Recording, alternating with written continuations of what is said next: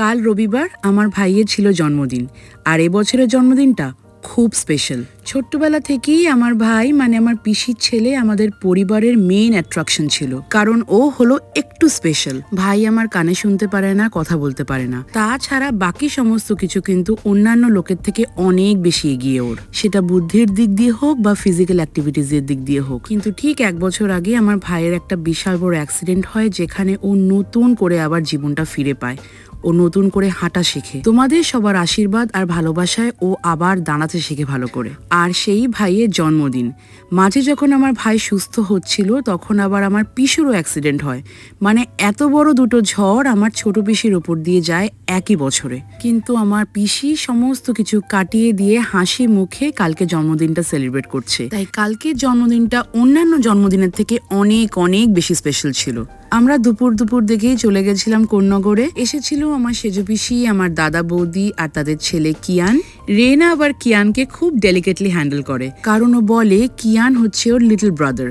এইটুকু বাচ্চার যে এই জ্ঞানটা আছে সেটা দেখলেও সত্যি খুব ভালো লাগে। এই ঘরে মামা ভাগ্নে সবাই মিলে আড্ডা মারছে, এত ভালো লাগছিল। দুপুরবেলা আমরা সব ফ্যামিলিরা মিলে সেলিব্রেট করেছিলাম, আর সন্ধ্যেবেলা বাইরের লোকজন আসবে, তার জন্য আমরা রেডি হয়ে নিয়েছি।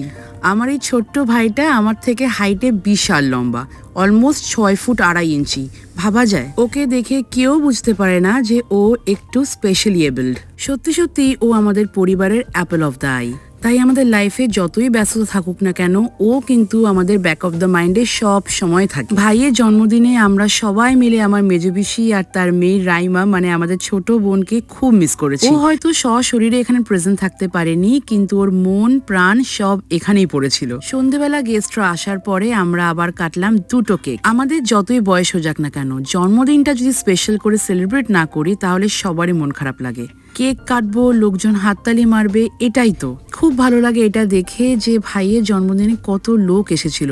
তারা সবাই আমার ভাইকে, আমার ছোট পিসির পরিবারকে কত ভালোবাসে। যেদিন ইম্পর্টেন্ট ওকেশন থাকে সেদিন ঘড়িটা যেন ঘোরা হয়ে যায়। কি তাড়াতাড়ি যে টাইমটা কেটে যাচ্ছিল আমরা টেরই করতে পারছিলাম না।